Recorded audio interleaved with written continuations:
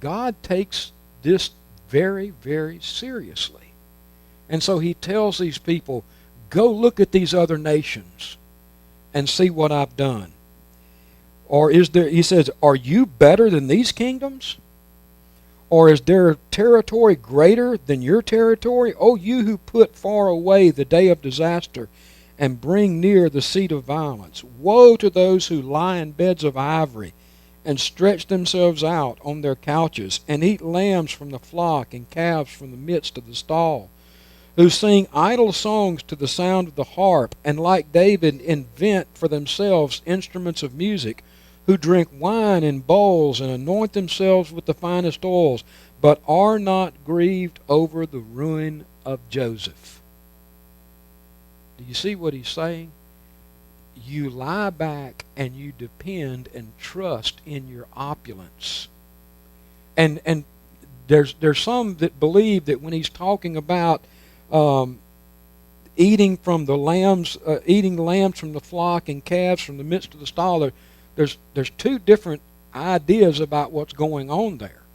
There's some that say that what he's really talking about is they're actually eating the sacrificial animals without any thought to the fact that those animals are devoted to God. There's another that's the group basically that says what they're talking about is eating the youngest. The idea of, best way to express this, they're eating the young, tender, because it's a sign of their opulence, that they can have these newborn animals and don't even have to worry about the fact of not having enough. You know, most people, they allow the stock to grow up and breed so that there's future stock, and the idea that these people would eat almost like the newborns so that they can have the finest, tenderest of the cuts.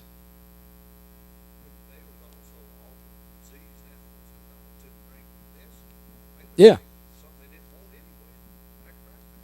And that's what some of them are saying, is they were probably eating the animals that should have been devoted to sacrifice. They were taking them and enjoying them in their opulence instead of them being offered to God as they were supposed to do. But either way, regardless of exactly what is being meant here, one thing is for sure, they have grown arrogant to the point that they are living like kings and queens with no concern whatsoever for the spiritual state of the kingdom. They're not concerned with spiritual things, even though on the outside they look very spiritual. They look very religious. So it's into this mix then that Amos goes to prophesy to these people. And you can already begin to understand then why he's probably not going to get a very good reception when he comes with his prophecy of destruction. So in summary then of the state of the people, they seem to have everything imaginable, but actually they were in a state of great weakness, and they were in peril of the Lord bringing absolute destruction upon them because of their spiritual state. They were not in a good place. And people, certainly we could say the same thing of our world today. I'm constantly amazed when I listen to some of the talk radios and some of the other things that people are shocked that any religious leader would say anything detrimental about America today. I don't know if you pick up on that from time to time. Now, I know some of the quote-unquote religious leaders that say things, I'm shocked by what they say too. But there are true men of God that stand up and speak the truth, and when they do, the people of America today are just utterly shocked and amazed that some religious leader would have the gall to say that America was not just the apple of God's eye. It's the same attitude that we see here today that these people were presenting back then. The idea that a man would come among them and prophesy destruction to them. They're like, you just don't know who we are. You've lost your mind.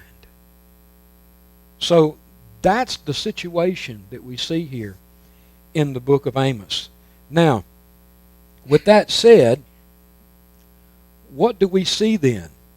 We see that God has determined destruction for both the northern kingdom and for Judah.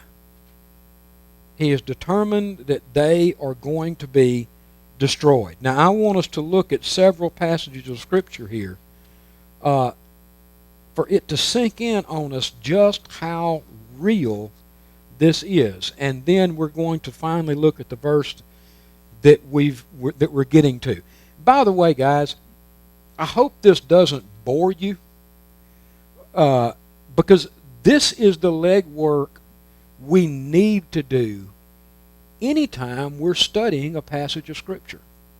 That's one of the reasons we're going through this, is because you need to learn how to do this for yourself when you're studying a passage of Scripture, so that you do come away with the right understanding of what's going to be said. Because otherwise, you're going to do like most people do and just turn to a page, read a passage, and say, oh, I think I know what it means.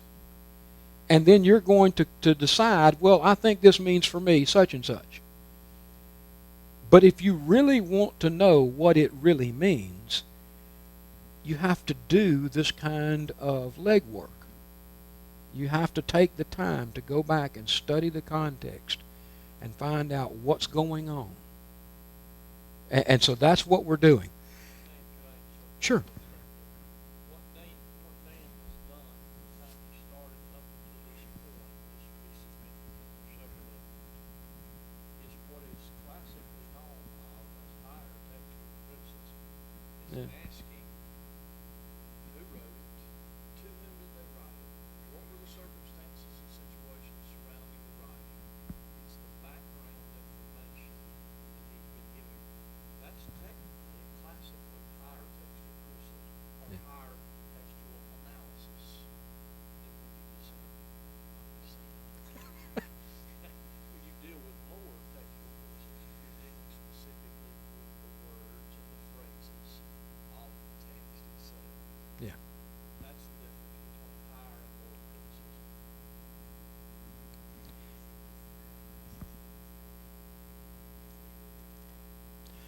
Well, it has been, because you've got to realize that any form of biblical study can be abused.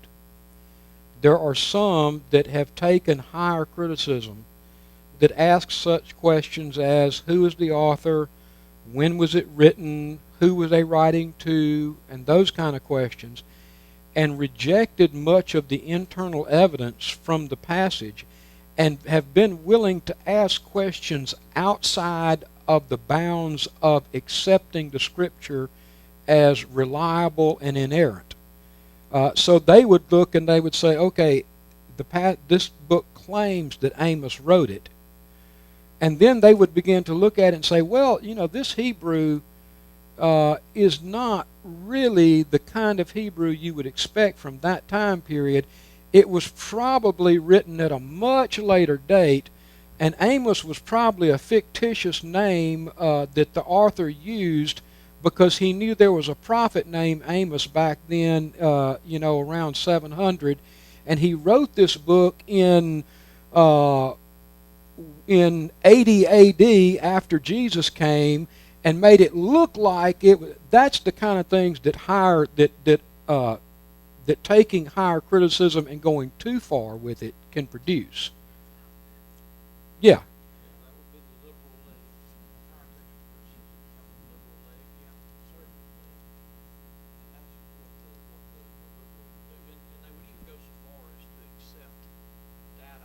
Yeah.